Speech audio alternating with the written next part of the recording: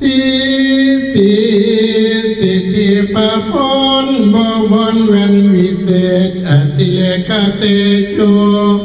ชัยตุภวังชัยมังคลาชัย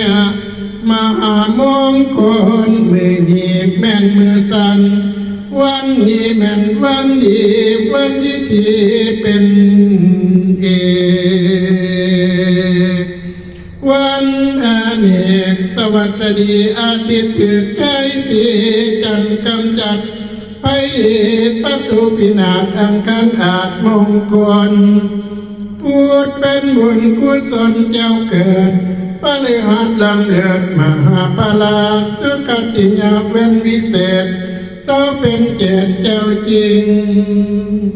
อุตตมังคลาสุนักตาสุมังคลาอุตตมโชคอุตตมโยกอุตตมะดีติอุตตมะ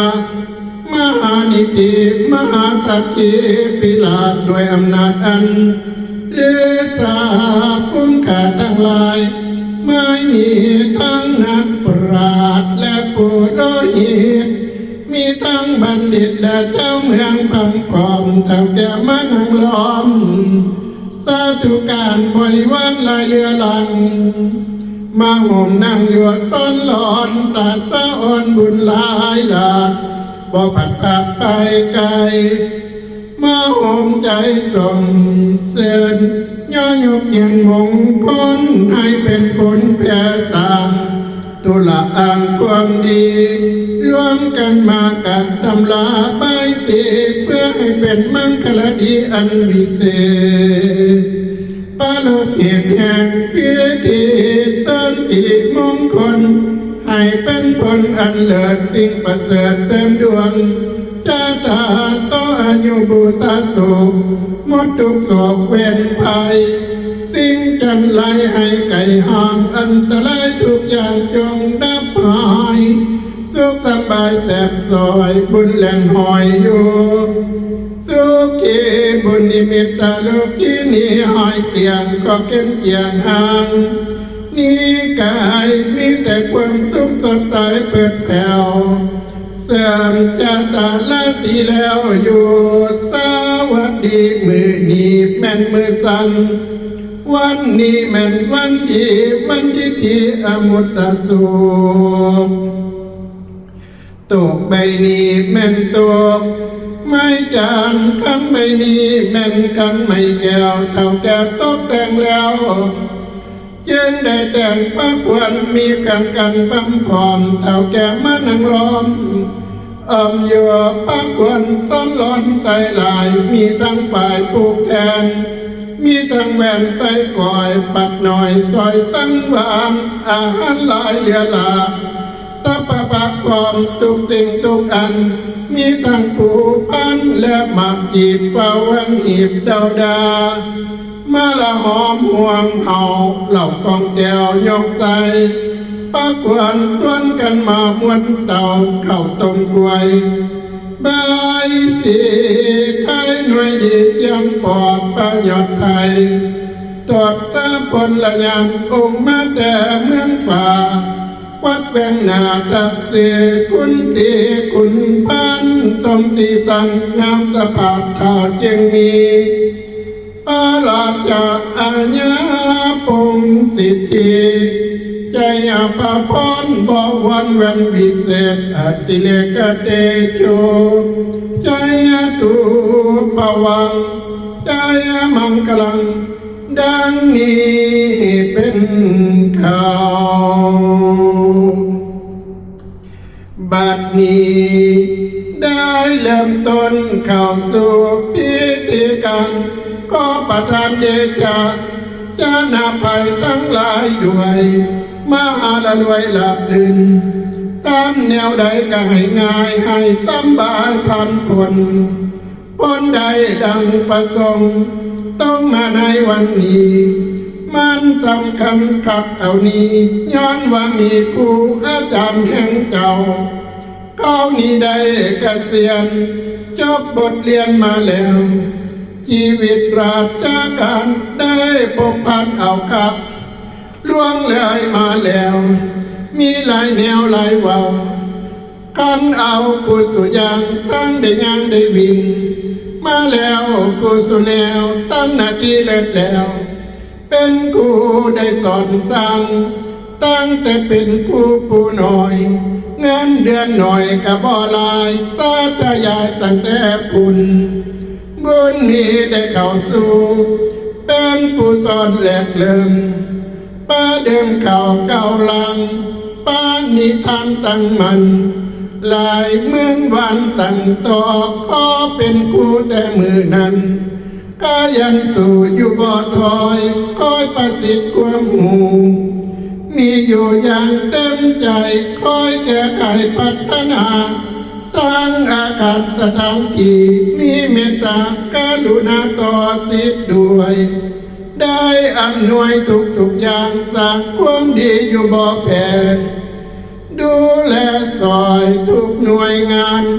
ทั้งราชการชาวบ้านอาณาไม้ได้พายเพิงเติมหอดวัดหมู่นั้นปั้นให้อยู่บ่เศร้าบ่มีข่าวสาแล้วมีแต่เฮาซอยสั่งก่อทั้งอบต.กับพ้องนั้นสำคัญแต่ได้ห่วมกันได้กอบกันซาแล้ววิชาการก็ได้ผ่านทั้งบริหารรอบด้านประสานให้แม่นทุกคนภารกิจมากล้นประเมินผลก็ได้ผ่านมาตรฐานการศึกษาทั้งกีฬากระป้องนั้นขั้นสู่อันแต่ละวันกูว่าวหน้าเต้าทองทำหน้าที่หวังให้สิเป็นคนดีมีความคิดรอบขอบกตัญญูนั้นที่ซอยสู่ความเป็นกูนั้นเลิศล้ำอุปถัมภ์นำทุกฝ่ายหวังให้สิทุกนางนายได้เจริญก้าวหน้าศรัทธาท่านบ่หวั่นไหวกูดีใจอยู่บ่ลามุทิตาอยู่เป็นนิดเมื่อลูกศิษย์สำลิดแล้วปานได้แก้วหน่วยมณีพอมาถึงมือนี้เมื่อแจวมาจอดฟังมาจิตหอดความหลังตั้งแต่มีจิตบังยังสิได้ละวางตั้งหมู่สุมพี่น้องยังปองดองด้วยมันแกนยินดีนำเลือดแสนกูเกษียณในครั้งนี้สุขีตอนทำเอ่ยจงสบายในครั้งนี้มีเวลาได้พักผ่อนได้ไปนอนอยู่บ้านสำราญลื่นซึมกมลบ่สารวนสายแล้วทำแนวใดได้ผอมพังมีพลังอยู่สู่มือจังคือแต่ละพ่อกูจังคือแต่ละแม่กูคอยดูแลลูกเต่าล้านเลนให้มันใหญ่เห็นลูกหลานก้าวไกลได้เจริญมากล้นคนใดแม่นยกยอพอแต่ถึงเวลาแล้วเสียงแซวเตรียมห้องหูเอิ้นเอาควนกูเจ้าให้มาเก่าแม่นสุกินเจ้าอย่ามิดอิงติ่งยามควนมาให้เจ้าเต้นให้เจ้าเตือนพอวอย่ารอสายอยู่นานว่ามาเยอะควนเอ่ยพอแต่พากันไทยเจ้าผู้มีบุญมาซอยคุณซอยย่อควรกูเจ้านี่เด้อคอยจะเตือนเอาเจ้าหมากฝากผู้อยู่กำไฟเหนือคอยจะเตือนเอาหนักคำเสือผู้อยู่กำไฟไตคอยจะเตือนเอานางแอกไข่ผู้อยู่หออาสนาคำมาซอยคุณซอยย่อควรกูเจ้าดีเด้อ10 หมอสะดำลุกมาแต่ผู้หน่อย30 หมอหน่อยลุกมาแต่เมืองสวง 40หมอหลวงลูกมาแต่เมืองฝ่า50หมอกาลูกมาแต่ผู้หอผู้หงมาซอยคุณซอยย่อควรคู่เจ้านี่เด้อคอยจะเดินเอาอินพร้อมยมราชทางนางนาธรณีมาซอยคุณซอยย่อควรคู่เจ้านี่เด้อหมอเหล่านี้บ่แม่นหมอธรรมดาคาถาอันนี้แม่นคาถาตั้งแต่เขาหมอเท่าแต่โบราณ7ใบหยอเปิ้นสิเอามาหมุนเจ้าแล้ว7ใบคูณเปิ้นสิเอามาคำเจ้าแล้วนำเต่าแก้วออกบ่อกินเย็นเย็นก็หากเย็นดีลีเหมือนหลางสีอยู่ฝากฟ้ามีคอยขาดดวงลายมีงัวกล้วยลายกับขอบสั่งมาออกเนืองนั้นคำตันเจ้าวิเศษนอกแก้วเกิดกลางเมืองคำเรื่องไม่พูดใต้สีไว้หัวละแกนหนาคนแจกานั่นเป็นหานุมานคนหานนั่นเป็นข่าวสังขีดติดมาแก้วกวนข่าวพูนกวนว่ามาเยอะกวนเอ๋ยกวนจะไปปลูกผู้เป็นหากก่อให้มาสามือนี้วันนี้กวนจะไปปลูกหมากเป็นใบก่อให้มาสามือนี้วันนี้กวนจะไปปลูกหัวเสียงขายไปเที่ยวอ่อนก่อให้มาสามือนี้วันนี้ควรจะไปปลูกมันอ่อนเป็นเครือก่อให้มาสามือนี้วันนี้ว่ามาเยอะควรเอ๋ยควรจะไปประชุมอยู่เขตพื้นที่การศึกษาควรจะไปสัมมนาควรจะไปทัศนศึกษาก็ให้มาสามือนี้วันนี้ควรจะไปอยู่กระทรวงลวงไปทางใต้ควรจะไปเข้าค่ายอยู่ฝ่ายทางเหนือควรจะไปลงเหนือลงแพทางกุนควรจะไปทางกำทางลาวหรือพม่ามาเลเซียฝ่ายใต้ก็เมียนนั้นให้ดันมาว่ามาเยอะควรเอ๋ยควรจะไปทางกุนตั้งเวียงจันทร์ให้เจ้าเต่าอย่าไปยาวมือนี้วันนี้ให้เต่ามาแม่นาทีทางน้ำกันเด่นควรให้รีบส่งมาเด้อปู่นาโกญาณกีนักนำให้นำอยู่แม่นทรงควรว่ามาเยอะควรเอ๋ยควรจะไปอยู่ห้องสอนนักเรียนที่เคยอยู่ก็กุศลบุญซอยอยู่ควรนั้นให้ด่วนมาว่ามาเยอะควรเอ๋ยตั้งควรในและควรนอกควรขอบและควรกลางควรเดียวบางคมจิ๋วควรทองหน่อยและเอานมควรพงดำดูอาจควรปากตามแล้วเจรจาทั้งควรตาและควรคิวควรนิ้วและควรแขนควรกาแผ่นหลังไหล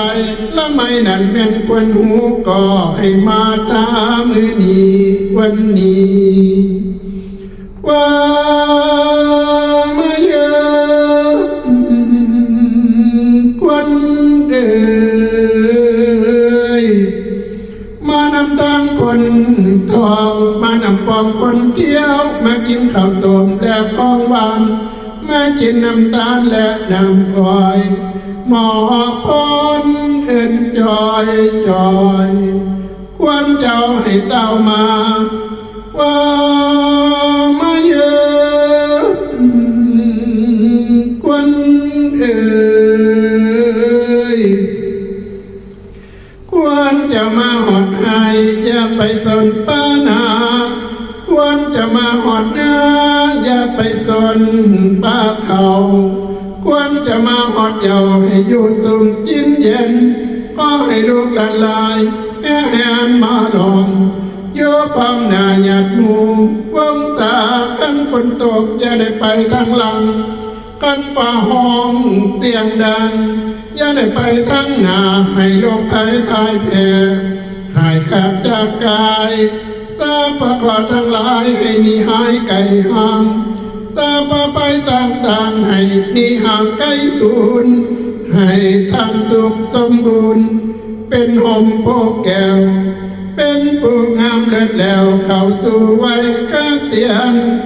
ควรจะมาหอดแล้วให้มาเข้าเป็นสุขีให้มันมิดอิงติงตั้งแต่มือนี้วันนี้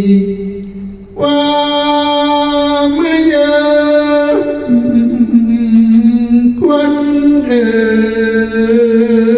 ยความเจ็บเจ้าอย่าได้ความไข่เจ้าอย่ามีให้เจ้าได้เป็นเศรษฐีมหาเศรษฐีมีอายุยืนยาวยิ่งได้มีเป็นทุกสิ่งสมปรารถนามีพลานามัยแข็งแรงบ่แก่บ่เฒ่าเงินทองไหลหลังเข้าสู่มือสู่วันใจตุภวังใจมังคลาใจมหามงคลจัตตารโอธรรมาวัตตันติอายุวันโนสุขังพลังก่อคาเทิน